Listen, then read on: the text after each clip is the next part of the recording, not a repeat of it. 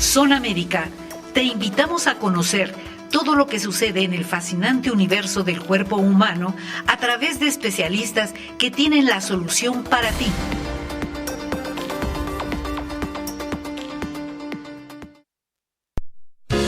¿Qué tal? Buenas tardes.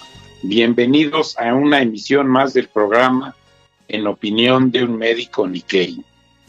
Yo soy el doctor José Luis Akaki, soy médico internista y me encuentro en el Hospital Ángeles Metropolitano.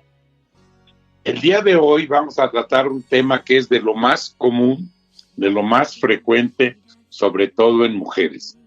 Es el problema de que con los cambios en el estilo de vida, la vida a la carrera, comer cualquier cosa, abusar de los carbohidratos, que son sustancias que tienen un valor energético, pero tienen muy poco valor nutritivo, galletas, pastas, papitas, frituras, comer a la carrera, comer a veces trabajando, a veces manejando, a veces haciendo otras actividades y sobre todo no dedicarle el tiempo suficiente a la comida. Se calcula que para que una comida sea pausada y calmada debe ser entre 30 y 60 minutos. Y si nos vamos a los países europeos donde ya están llevando una tendencia que se llama el slow down, o sea, hacer las cosas con calma, con tranquilidad, pues ellos se toman de 60 a 90 minutos en una comida o en una cena, dando tiempos para que la digestión vaya siendo pausada. Pero aquí en México no, desafortunadamente, sobre todo en la Ciudad de México, donde andamos todos corriendo, todos a las carreras. Por lo tanto, se han agudizado muchos problemas, sobre todo de tipo digestivo, como son las gastritis, la úlcera, a veces lo que se llama el síndrome de intestino irritable, que es una combinación entre diarrea y estreñimiento, con producción de muchos gases, distensión abdominal y muchas veces trastornos en la digestión. Pero uno de estos problemas que también se está presentando con mucha frecuencia son los problemas de estreñimiento.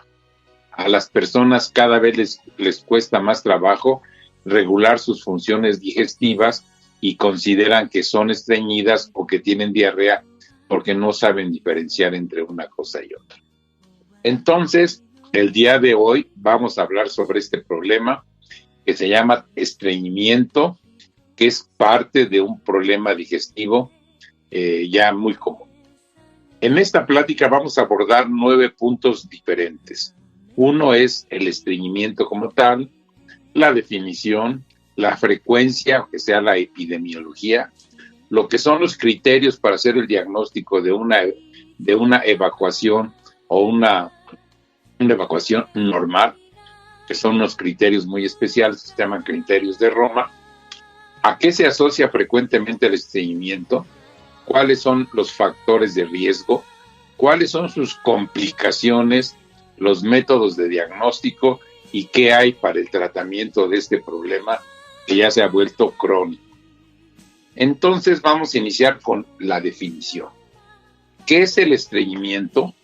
Es un síntoma caracterizado por una disminución del número de deposiciones o evacuaciones y que se pueden acompañar de esfuerzo o dificultad excesiva para expulsar la materia fecal, para expulsar las heces. Estas deposiciones están aumentadas en su consistencia y se tornan duras. Ocasionan una sensación en el recto de que no está completamente vacío y por lo tanto siempre las personas consideran que tuvieron una evacuación incompleta, que no terminaron. Por su evolución, el estreñimiento puede ser agudo o puede ser crónico. El agudo inicia de forma repentina y manifiesta. El crónico, que es el más común, se presenta de forma gradual y puede persistir durante meses o incluso durante años. Hay personas que creen que sufren estreñimiento porque no evacúan diario, pero hay que recordar que esto no es lo habitual para todas las personas. Lo normal en las evacuaciones oscila entre tener de 1 a 3 evacuaciones por día hasta 2 a 3 evacuaciones por semana, porque así está acostumbrado su intestino o así está acostumbrada la persona. Un número disminuido de deposiciones no necesariamente indica que existe estreñimiento. Por lo tanto, hay que hacer la diferenciación para saber si requiere o no tratamiento. Y recordar, el estreñimiento puede ser agudo o transitorio. Coincide muchas veces con un viaje. El viajar incluso dentro del mismo país, nada más cambiar de rutina o de habitación o de baño, modificar la dieta. Muchas veces en los viajes se elimina la comida fresca, como son las frutas y las verduras, se come comida de avión o comida de la que venden en la calle o en restaurantes rápidos. Por lo tanto, el intestino empieza a trabajar más lento, llega a presentar periodos de inmovilidad y sobre todo por efecto de algunos fármacos, algunos medicamentos. Entonces mucha gente dice, cada que salgo de viaje, normalmente evacúo 2 o 3 veces al día, pero cuando salgo de viaje puedo durar hasta 2 o 3 días sin evacuar. Entonces estamos hablando de un estreñimiento agudo o transitorio que muchas veces dura lo que dura el viaje, 3 días, 5 días, una semana, y regresando se corrige. A diferencia del estreñimiento crónico que se instala paulatinamente a través de los días y su efecto o su duración es de 3 meses o más.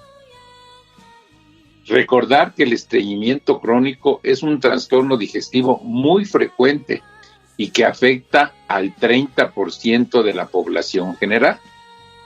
Predomina en el sexo femenino, con aproximadamente 2 o 3 mujeres contra un hombre, y conforme vamos teniendo mayor edad, el estreñimiento se va haciendo más frecuente. También puede aparecer durante ciertas situaciones, como son algunos padecimientos cuando no se ingiere bastante líquido, o durante, por ejemplo, en las mujeres durante el embarazo, por los cambios hormonales, también pueden presentar esta situación. Los factores ambientales se han relacionado muchísimo con los problemas de estreñimiento y se toman en cuenta los siguientes factores positivos o que son más frecuentes en el estreñimiento. Número 1, ser de sexo femenino, como les comento, en las mujeres es más frecuente. Número 2, edad avanzada. A mayor edad, más frecuente el estreñimiento. Presentar inactividad física, que puede ser por cuestiones de trabajo, por cuestiones de tipo de vida o por cuestiones de enfermedad, que tiene que estar recostada varios días o varias horas. La ingesta baja de calorías. La ingesta deficitaria de fibra. La fibra es un factor muy importante, la fibra de los alimentos, para obtener una buena digestión. Entonces, si uno quita la fibra de la dieta, pues entonces se agudiza. También se ha visto que los problemas de estreñimiento son más frecuentes en los niveles socioeconómicos bajos. ¿Por qué? Porque también por el estilo de vida y por el tipo de alimentos que consumen. También es frecuente en personas que están consumiendo algún tipo de medicamento. También factores de tipo emocional. Una de las manifestaciones de la depresión es el estreñimiento. Y también personas que están bajo ciertas tensiones, bajo cierto estrés, que puede ser por un estrés laboral, un estrés familiar, un estrés de tipo psicológico. Entonces, todos estos son los factores ambientales que se han relacionado con el problema de estreñimiento. Y el estreñimiento como tal, cuando se vuelve crónico, tiene complicaciones. Las complicaciones más frecuentes son 5 y las vamos a enumerar.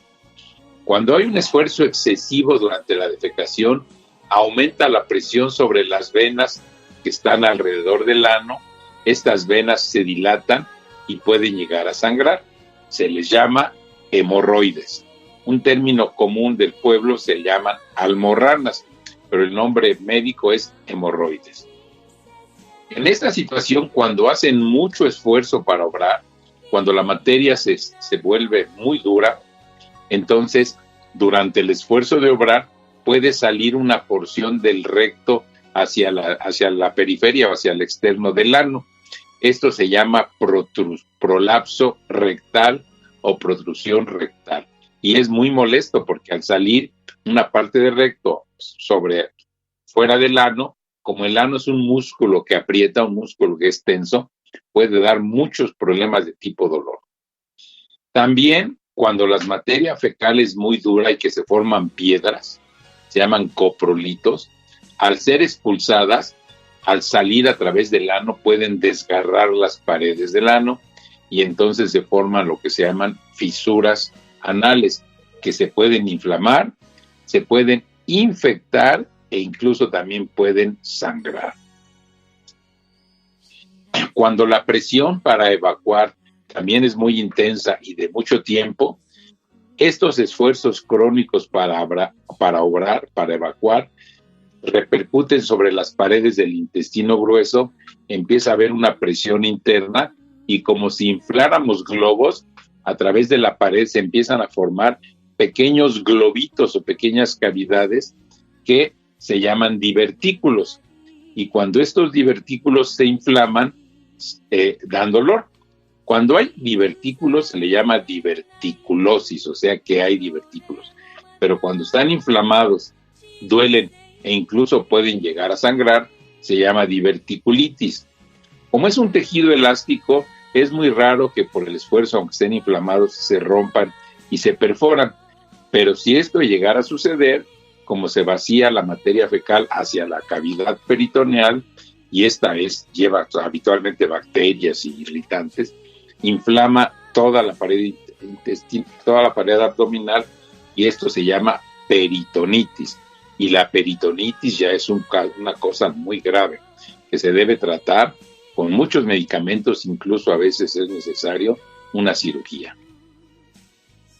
Cuando únicamente lo que pasa es que la materia fecal se vuelve dura y que se forman piedritas, se pueden quedar atoradas al final del intestino grueso y hacer un bulto, hacer un acúmulo de estas piedritas, se llama retención fecal, y habitualmente como vienen las contracciones del intestino grueso y del recto, cada contracción produce mucho dolor, es lo que se llama un dolor cólico, que habitualmente está cerca del recto o en la parte baja del abdomen y requiere, y cada que hay esfuerzos intensos, se agudiza el dolor.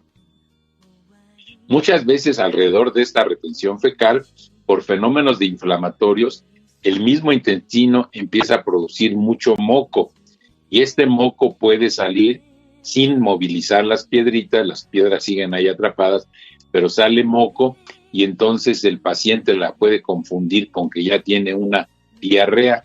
Se le llama falsa diarrea y es por rebosamiento. Lo único que está expulsando es el moco que se está produciendo a nivel del recto final o del ano. Todo esto puede provocar que la persona busque alternativas para poder evacuar, y muchas veces abusan de sustancias que van a estimular el movimiento intestinal, que se llaman laxantes o supositorios o enemas, y cuando hacen esta situación ya se inhiben, disminuyen o desaparecen las contracciones intestinales, y a su vez entonces esto va a empeorar el estreñimiento. Entonces, cuando hay una retención fecal dolorosa, aguda, se debe acudir siempre con un profesional, porque el uso de laxantes empeora todos los síntomas de la persona. ¿Cuáles son las causas más frecuentes del estreñimiento? El número 1 es las modificaciones en la dieta o los cambios en la dieta.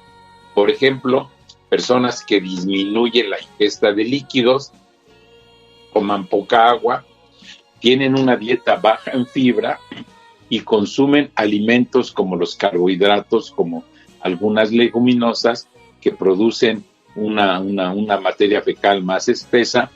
Por la falta de líquido que no hay, se empiezan a endurecer y entonces lleva a un estreñimiento.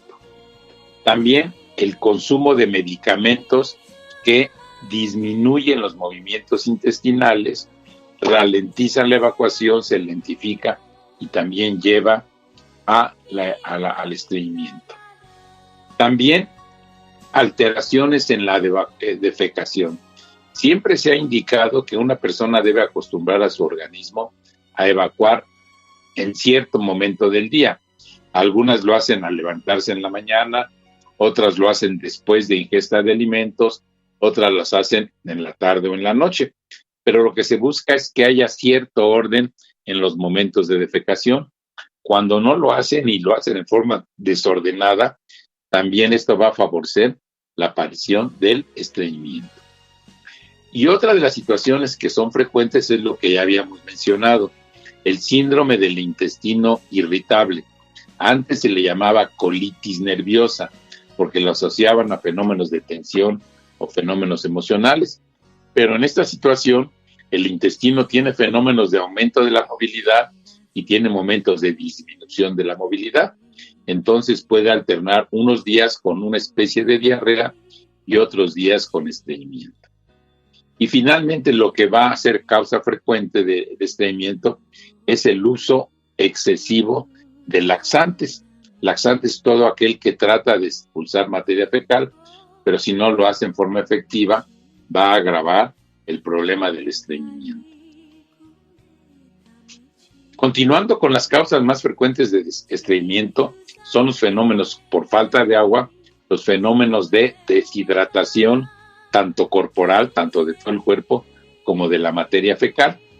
Entonces, la materia fecal, cuando tiene menos agua, se vuelve más dura y cuesta trabajo expulsarla. Hay que buscar en estas situaciones alimentos que sean ricos en fibra, que son, por ejemplo, las verduras, los cereales puros y otros alimentos que contienen fibra, como son las frutas que tienen mucha pelusa, como el mango, como la piña, que tienen pelusa, y también los laxantes naturales del tubo digestivo, que son, por ejemplo, el salvado, que es la cáscara del trigo, que antes se la quitaba para que el pan saliera más blanco, así se veía más atractivo a la vista, pero después se vio que al contrario era un pan malo porque no llevaba fibra. Y afortunadamente ya en la actualidad se usan muchísimo los panes llamados integrales, aquellos que se hacen con harina completa, con harina que lleva la cáscara del trigo, que es el salvado, y entonces esto ayuda mucho a corregir los fenómenos de estreñimiento. Otra situación que causa el estreñimiento, lo que les comentaba, algunos medicamentos, como son los derivados opiáceos, o también llamados anticolinérgicos, que disminuyen el movimiento intestinal y producen diarrea. También algunas sustancias como los antihistamínicos, que se utilizan mucho para fenómenos alérgicos, y dentro de los tratamientos de tipo psicológico o psiquiátrico están los llamados antidepresivos tricíclicos. También estos producen estreñimiento. Y dentro de los antiácidos, los antiácidos deben ser a base de hidróxido de aluminio y hidróxido de magnesio. Pero cuando no llevan magnesio, cuando es hidróxido de aluminio puro, buscando su efecto antiácido, también puede producir estreñimiento. Otro que es, por ejemplo, el salicilato de bismuto y algunos medicamentos que se utilizan para la presión arterial, para bajar la presión arterial, y que se utiliza para tranquilizar a las personas, lo que les llaman algunos sedantes nerviosos. Y continuando con las causas más frecuentes de estreñimiento, pues ya lo habíamos dicho, la defecación desordenada, que tiene un nombre propio, se llama disquesia, cuando no llevan un orden y evacúan pues, en diferentes situaciones, o se aguantan mucho los deseos de evacuar. Por eso es que es más frecuente en las mujeres, porque las han acostumbrado a que no entren a cualquier sanitario y prefieren aguantarse los deseos de obrar hasta llegar a su domicilio, hasta llegar a donde habitualmente lo hacen. Entonces, al hacer esta situación, le quitan la fuerza de contracción al intestino, y cuando ya tratan de evacuar, pues ya la materia fecal o está más dura o el intestino ya perdió fuerza de contracción. Entonces, estas son de las causas frecuentes. Hay otras que son menos frecuentes, pero también pueden ser causa de estreñimiento. Por ejemplo, las personas que han tenido cirugías abdominales.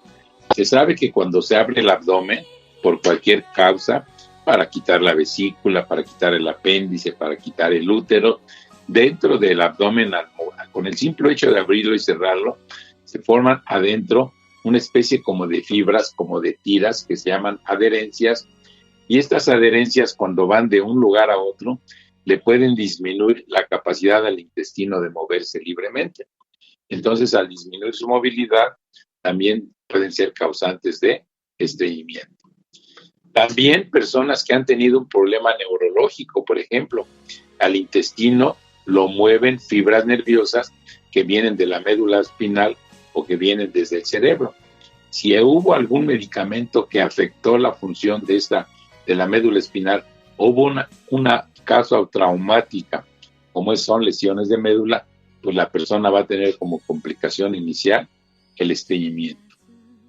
Otra de las causas de tipo obstrucción, que son menos frecuentes, pero que hay que pensar en ellas, es cuando una bola dentro del abdomen está impidiendo el adecuado movimiento intestinal. La causa más frecuente son los tumores, el tumor canceroso que va creciendo, va comprimiendo y en que muchas causas también produce adherencias, también son causas de estreñimiento. Por lo tanto, después de una cirugía puede haber fenómenos de tipo fibroso que inducen hacia un estreñimiento y en este caso se sugiere o se le sugiere al paciente que tome alimentos ricos en fibra. Y también hay enfermedades generales que producen estreñimiento. Por ejemplo, las personas que tienen problemas de tiroides, donde su tiroides no trabaja bien, se llama hipotiroidismo, o personas que tienen alteraciones en los niveles de calcio, o que tienen enfermedad de tipo neurológica, como es la enfermedad de Parkinson, o ya aquellos diabéticos de larga evolución, donde la misma diabetes, como problema metabólico, va afectando los nervios intestinales y entonces produce lo que se llama una neuropatía visceral, o que también se le llama problemas intestinales del diabético, que muchas veces se manifiesta por diarrea. Es más común la diarrea, pero también puede inducir problemas de estreñimiento. Y ante una situación de estreñimiento, debemos estar pendientes de los que se llaman signos de alarma.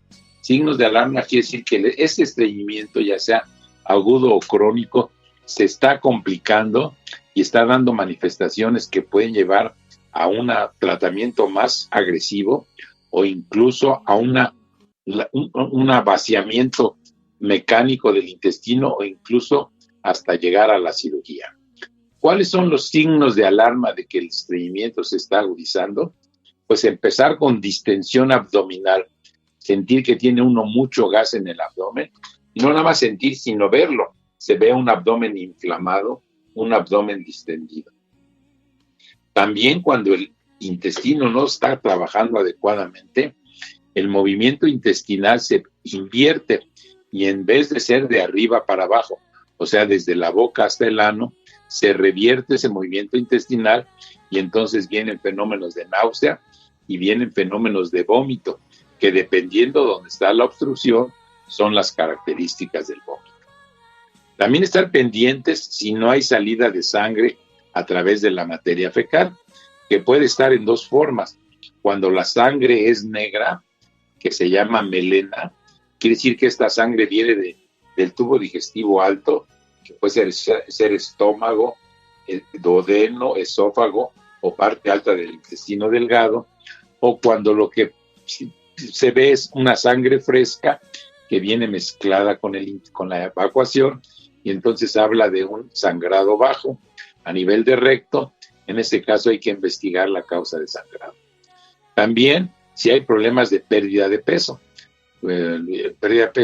y sobre todo en los ancianos, cuando esto se presenta, habitualmente el estreñimiento agrava cualquiera de los síntomas que ya tiene o empeora su situación general.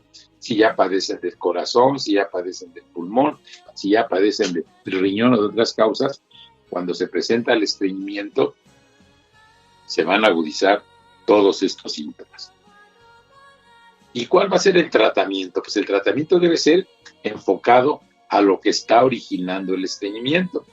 Y entonces vamos a hacer cambios en la dieta, el estilo de vida, organizar al intestino para que trabaje adecuadamente y evitar los trastornos de tipo ansiedad. Entonces, ¿qué se puede hacer en la dieta? Hay que ingerir una cantidad suficiente de fibra. Se calcula que de 15 a 20 gramos diarios de fibra para garantizar un volumen adecuado de la materia fecal. ¿Y dónde viene la fibra? Pues ya lo mencioné, en las verduras, en las frutas y en el salvado, que es la cáscara del trigo. La fibra debe acompañarse siempre de una ingesta abundante de líquido. Si nada más toman fibra y no toman líquido, pues no va a cumplir con su función e incluso se puede volver una pasta dura. Los cambios en el estilo de vida, quiere decir organizar al intestino para que evacúe, tratar de que sea a la misma hora cada día y preferiblemente 15 a 45 minutos de algún alimento, porque después de que comemos es cuando vienen los movimientos intestinales más intensos. Entonces se sugiere el momento más frecuente o más indicado es después del desayuno, porque la ingesta de alimentos va a estimular el movimiento del intestino grueso.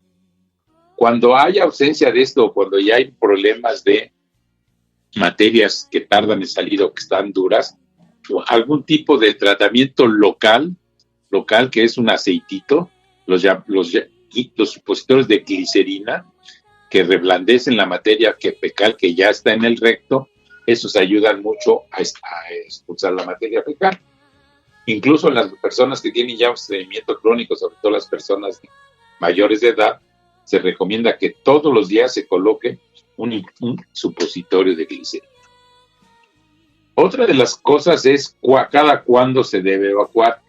No es necesario evacuar diariamente porque eso depende mucho del organismo de cada uno, pero sí se debe la oportunidad al intestino de funcionar. Cuando se están usando y abusando los laxantes o los enemas, por ejemplo, hay personas que se ponen un laxante cada 3 días, esto le está quitando el estímulo normal al intestino para que se movilice, para que se mueva y expulse la materia fecal. Y aquellas personas que se vuelven compulsivas, que se vuelven obsesivas en tratar de estar evacuando todo el tiempo, a eso se les debe dar un tratamiento adecuado para evitar esa ansiedad, para querer estar todo el tiempo en el baño, en el excusado, y hay fenómenos de tipos que llaman biorretroalimentación, que son situaciones de enseñar a la persona a controlar su organismo para evacuar cuando debe ser. ¿Y qué tratamientos tenemos ya cuando es un estreñimiento muy severo? Pues hay muchas cosas. Empezamos con los laxantes. Algunos son inocuos para su uso prolongado y otros pueden utilizarse de forma ocasional, pero otros tienen efecto preventivo y otros efecto terapéutico, o sea, para evitar el estreñimiento y otro para tratar el estreñimiento. Y dentro de los laxantes hay unos que se llaman formadores de masa. Formadores de masa que son medicamentos o complementos alimenticios que están hechos a base de salvado o de hispágula, que está presente en la fibra de muchas verduras. Estas sustancias aumentan la masa fecal porque absorben y retienen el agua, actúan de manera lenta y suave y están entre los métodos más inocuos para estimular las deposiciones regulares. La única cosa es que pueden en algunas personas producir mucho gas, o sea, mucho meteorismo. Otro tipo de laxantes se llaman los emolientes, que son sustancias que ablandan la materia fecal y por lo tanto facilitan su evacuación. Aquí entra en este grupo los llamados aceites minerales. Deben utilizarse con mucha cautela para no bloquear las contracciones del intestino y disminuyen el esfuerzo al evacuar, por ejemplo, en personas que ya tienen hemorroides y que cada que van al baño pues tienen mucho dolor. Entonces reblandecer la materia fecal para que sea más fácil su expulsión. Hay otros laxantes que su efecto es reteniendo agua. Se llaman agentes osmóticos. Al retener agua, la materia fecal se mantiene blanda y camina con más facilidad. También, al tensar o al darle cierta presión sobre las paredes del intestino grueso, estimulan las contracciones del mismo. Dentro de este grupo hay unos que son derivados de los azúcares no absorbibles, como la lactulosa, y pueden retener líquido en personas con insuficiencia renal o cardíaca. Se ha reportado casos de daño al riñón en personas que toman muchos laxantes a base de fosfato de sodio. Entonces hay que tomarlos con precaución y siempre buscar ayuda del profesional, ayuda del médico. Hay otros laxantes que son estimulantes del movimiento intestinal. Aquí entra, por ejemplo, la fenolftaleína, el bisacodilo, las antraquinonas, que contienen sustancias irritantes como derivados del SEN y la cáscara sagrada y actúan estimulando a las paredes del intestino que al contraerse movilizan la materia fecal. No es bueno abusar de ellos. Hay marcas comerciales, pero como les digo, estos son los que se deben utilizar solamente en casos muy severos de estreñimiento y nada más por temporadas muy cortas. Por el mismo efecto que producen de estimular el movimiento intestinal, y si hay problema de estreñimiento agudo, severo o impactación fecal, las mismas contracciones intestinales van a dar dolor de tipo cólico, y entonces hacen que el intestino, por esta presión, tenga cambios en su movilidad, en su fuerza e incluso cambios en la coloración. También en algunas personas pueden dar alteraciones alérgicas y pérdida de electrolitos, y el uso crónico puede ocasionar dependencia de laxantes y favorecer lo que le llamamos nosotros el síndrome del intestino perezoso. Aquellas personas que si no toman el laxante no presentan evacuaciones. Y hay otro grupo de medicamentos que se llaman antagonistas de los receptores o derivados de los opiáceos, que hay muchos en el mercado. Se utilizan para tratar el estreñimiento inducido por estas sustancias y que no se alivia con otras medidas. Su acción es que bloquea el efecto de los opiáceos y sus efectos secundarios son dolor abdominal. Algunas ocasiones producen diarrea, náusea, vómito y mucho dolor de cabeza. Llegamos al grupo de lo que se llaman enemas o lavativas. Estos se utilizan desde hace muchísimos años. Incluso hubo una época en la Edad Media en que se acostumbraba a hacerse un enema o un lavado intestinal que para mantenerse sano. En realidad, los enemas no son necesarios porque el propio intestino fabrica su líquido y fabrica su moco para favorecer el paso de los alimentos. Hay unos enemas que vienen en forma pequeña, vienen en botellas chiquititas, enemas de fosfato, se administran directamente en el recto y actúan sobre la materia fecal que ya está allí, reblandeciéndola, y también tienen el efecto de aumentar el movimiento intestinal. Pero hay que recordar que el mejor laxante y el mejor enema es el agua. Entonces, si se va a acudir a un enema para movilizar la materia fecal, pues se debe utilizar un enema de agua simple, previamente calentada, que sea tibia, y administrarse con suavidad. Hay otros tipos de enemas que ya vienen empacados, como se llaman los enemas de fosfatos, o hay otros que se preparan a nivel casero, a los cuales se les agrega un poquito de aceite mineral o jabón. Finalmente hay unos enemas que se llaman enemas de gran volumen, que llegan a utilizar 500 o hasta 1 litro de agua. Deben aplicarse siempre en un lugar específico, como es un servicio de urgencias o en el mismo hospital, porque van a provocar un movimiento brusco del intestino. Después de aplicárselo, puede haber evacuaciones diarreicas, y en muchos lugares les agregan cosas adicionales al enema. Se ha visto casos en que les agregan o té o café u otras sustancias, pero se ha comprobado que la simple enema con agua es más que suficiente. Y cuando hay una retención fecal, cuando ya hay verdaderas piedritas, los enemas y los laxantes no van a tener efecto. Entonces, aquí lo que se utiliza es lo que se llama la desimpactación digital. Esto lo debe hacer un experto, por ejemplo, una enfermera con experiencia, un médico en una clínica, porque hay que ir extrayendo las piedritas paulatinamente y de una en una, porque están totalmente aglomeradas y forman verdaderas rocas. Y cuando se trata de sacarlas a través de enemas tomados, lo único que hacen es que el intestino empieza a contraerse, da más dolor, y después de eso se debilita y no se expulsa la materia fecal. Entonces, en esto se utiliza lo que se llama desimpactación fecal a nivel de recto. Y hay que recordar que hay casos especiales donde el tratamiento del estreñimiento cobra importancia, como son en las personas mayores, las personas de edad, en que su intestino, aparte de que ha perdido la capacidad, se ha vuelto más grande a nivel del recto. Entonces, para que venga el estímulo de contracción, es un estímulo en que la misma materia fecal estimula a nivel del recto, para que el recto mande la orden al cerebro y el cerebro empiece a través de sustancias a contraer el intestino.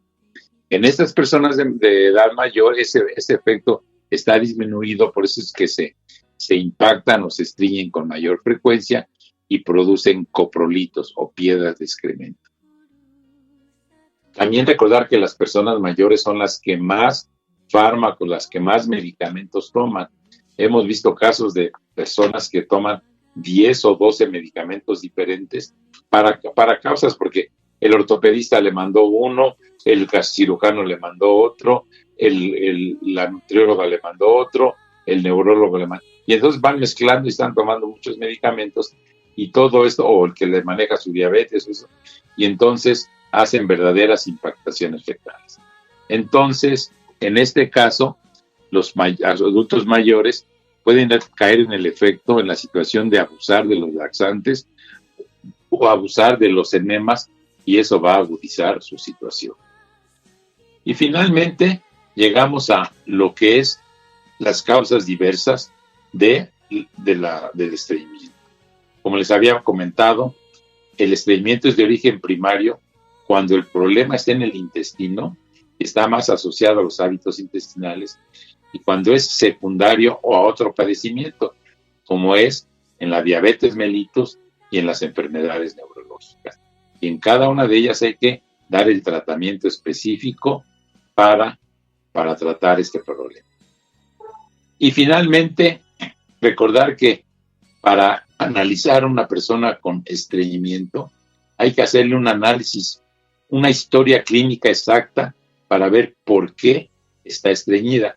Y hay preguntas muy específicas para una persona estreñida, como son si esto le ha ocasionado pérdida de peso, cuánto tiempo lleva con el estreñimiento, si se acompaña de dolor abdominal, si se acompaña de sangrado en la materia fecal, si hay dolor después de haber evacuado, si está abusando de los medicamentos y sobre todo ver que no haya salida de otras sustancias. Y para esto se han hecho estudios muy completos. Hay unos que se llaman los criterios de Roma, que para hacer el diagnóstico específico hace preguntas muy, muy dirigidas al estreñimiento. Una de ellas es, ¿se hace esfuerzo en más del 25% de las evacuaciones? Las heces son duras en por lo menos el 25% de las deposiciones. Hay sensación de evacuación incompleta en por lo menos el 25% de las evacuaciones. Hay sensación de obstrucción o bloqueo anorrectal en al menos el 25% de las deposiciones. Se tienen que hacer maniobras manuales para poder evacuar en el 25% de las evacuaciones, y hay menos de 3 deposiciones espontáneas completas a la semana. Y si esto se está acompañando de líquidos, es en materia fecal líquida, sin el uso de laxantes, y también tomar en cuenta que no haya algunos padecimientos asociados. Entonces hay una escala que ustedes la pueden consultar en internet, que se llama escala de heces de Bristol, así como se escucha, Bristol, que trae hasta dibujos, fotografías para caracterizar la materia fecal. Y la materia fecal, la normal, es aquella que tiene forma de morcilla o forma de salchicha, que es lisa y es blandita. Cuando la materia fecal ya tiene problemas de estreñimiento, se vuelve como una salchicha compuesta de fragmentos, y cuando es ya más severa, lo que se llama la tipo 1, cuando ya son fragmentos separados, pasan dificultad, o sea, ya son en forma de piedrita. Por el otro lado, cuando hay falta de fibra, son en forma de masa pastosa, puede haber una ligera diarrea, o ya en la de tipo 7 es una diarrea importante. La escala de Bristol divide la materia fecal en 7 tipos diferentes y la pueden consultar en internet.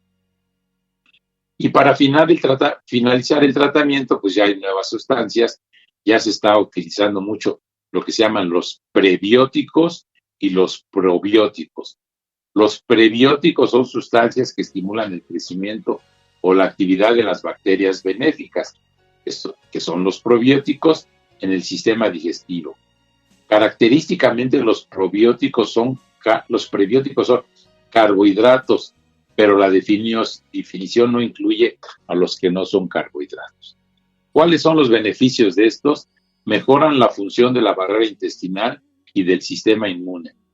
Reducen las bacterias potencialmente malas, que se llaman patógenas, y mejoran a las bacterias buenas. Y las fibras solubles con efectos prebióticos, y que incluyen varios como son la inulina y los fructooligosacáridos, ayudan mucho a mejorar los problemas de estreñimiento. Y entonces recordar que hay muchas otras opciones de tratamiento, pero que deben ser tratadas, deben ser manejadas, sobre todo en estreñimiento grave, por personas que tengan el conocimiento suficiente, que sean expertos en el manejo de esta situación. Y con esto terminamos nuestro tema de estreñimiento. Recuerden, yo soy el doctor José Luis Akaki, soy médico internista y me encuentro en el Hospital Ángeles Metropolitano. Entonces espero que haya sido de utilidad esta plática y hay que seguir las indicaciones para evitar padecer de este problema que cada vez es más común, que es el estreñimiento. Muchísimas gracias y nos vemos en una semana. Hasta luego.